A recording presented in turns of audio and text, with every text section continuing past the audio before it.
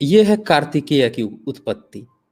अब जैसा कि हम रामायण की बात ही कर रहे थे, तो उसका जो बाल कांड है, उसका आप 37 सर्ग का 12 देख सकते हैं, 12 मंत्र देख सकते हैं। फिर इसमें बहुत सारे हैं, 14 सर्ग है, 14, 15, 17, 18, 21, 23, ये सारे आप इनमें जो श्लोक्स हैं उसमें आप देख सकते हैं। तो इन सब का निचोड़ मिलाकर आपको मिलेगा कि कार्तिकेय की उत्पत्ति कैसे हुई थी। अब देखिए, कार्तिकेय की उत्पत्ति, कार्तिकेय कौन है? आपको मैं पुरातत्व के हिसाब से बताऊं तो जो कण्व वंश था, कण्व वंश के बाद जो सातवाहन वंश जो शासक थे, तो ये एक नहपान था पैरेलल में, सतवाहनों के पैरेलल में ही सतकर्णी ने उसको हराया था नहपान को। तो नहपान गुजरात और ये जो पश्चिमी इलाका है महाराष्ट्र वगैरह, इधर इसका शासन था। ये शक शासक था। तो जो शक शासक होते थे वो क्या करते थे ना कि अपनी जो उनकी मुद्रा होती थी, उन मुद्राओं पे तीर धनुष या बाण लिए हुए या तलवार लिए हुए इस तरह की आकृति, योद्धा टाइप की आकृति बनाते थे। और कहीं कहीं पे वो इस तरह की आकृति बनाते थे जिसकी ये लोग कॉपी पेस्ट करके आजकल जो वज्रयान की जो मूर्तियां बनी है उस तरह की करके, और उसके बाद से जो आजकल ये देवी देवता बना रखे हैं, कोई कार्तिकेय बना रखा है, कोई शिव गणेश और 50 तरह के जो देवता बना रखे हैं करोड़ों टाइप के, तो इन्हीं में से एक कार्तिकेय का भी इन लोगों ने एक प्रारूप गढ़ा है कि शिव का बेटा था, पहला बेटा, जिसको श्राप मिल गया था कि बेटा तू कभी जवान ही नहीं होगा, बूढ़ा ही नहीं होगा, तो बेचारा किशोर ही रह गया।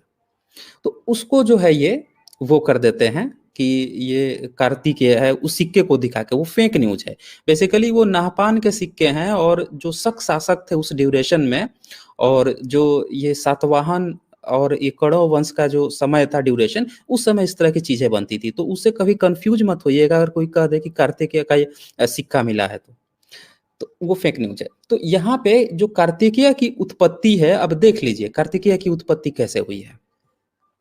उस सिक्के पर भी कार्तिकेय लिखा हुआ है, कार्तिकेय लिखा हुआ है, पाली में लिखा हुआ है, धम्म लिपि में। तो ये बात समझिए कि संस्कृत में भी नहीं लिखा हुआ है।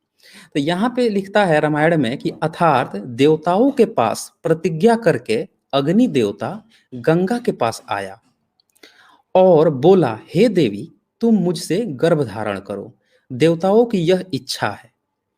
तो अब देखिए कि भाई, एक तो गंगा जो है वो ऑलरेडी शादी हुई थी।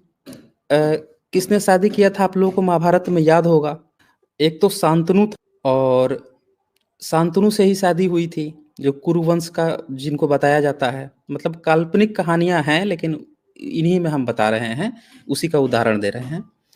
तो यहाँ पे उसकी बीबी थी गंगा। अब उसके पास आके ये क्या बोल रहा है कि हे देवी, तुम मुझसे गर्भ धारण करो, देवताओं की यह इच्छा है।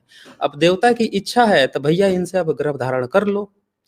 तब अग्नि ने उसे सींच दिया, अर्थात गर्भवती कर दिया। अब देखिए अग्नि जो है गर्भवती भी कर दे रहा है, देख रहे हैं, और गर्भवती भी हो गई। वैसे अभी दूसरे की बीवी है। वह उसके तेजोमय गर्भ को धारण करने से कठिनाई अनुभव करने लगी।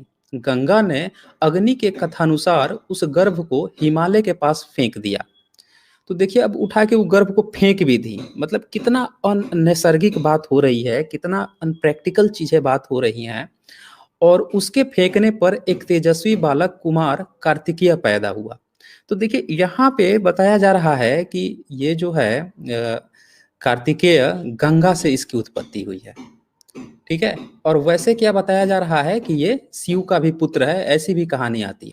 तो यहाँ पे दो बातें आ रही है कि एक तो शिव का जो पुत्र है कार्तिकेय, और दूसरा जो है अब ये अग्नि देवता और गंगा से उत्पन्न हो रहा है पुत्र। ये इसमें ही कंट्रोवर्सी है, आप चाहे जिसको ले लीजिए, इसमें कोई दिक्कत की बात नहीं है।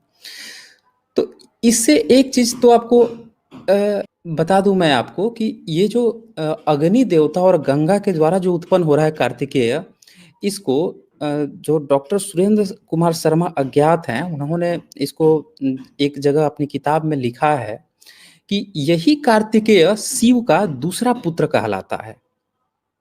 मतलब आप जब पुराणों में आएंगे, अभी ये रामायण की बात चल रही है, जब आप उससे कंपेयर करेंगे पुराणों से, तब पता चलेगा कि ये अग्नि और गंगा का ही जो पुत्र था ये शिव का पुत्र कहलाया।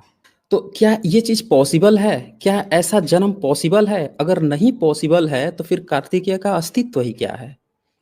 एक चीज़ और ध्यान दीजिएगा कि जब भी इन लोगों को ये चीज़ दिखानी होती है कि इनके महापुरुष कोई बहुत ही शक्तिशाली हैं, बहुत ही ज़्यादा पावरफुल हैं, तो ये लोग क्या करते हैं कि हमेशा एक फर्जी कहानी तो गढ़ते ही गढ़ते हैं, उसके जन्म की घटना ऐसी बनाते हैं जो पॉसिबल ही नहीं होता है और वहीं से आप पकड़ लेंगे कि ये तो बिल्कुल ही अप्राकृतिक है, ये तो नेचुरल है ही नहीं, एक्जिस्ट ही नहीं करता है।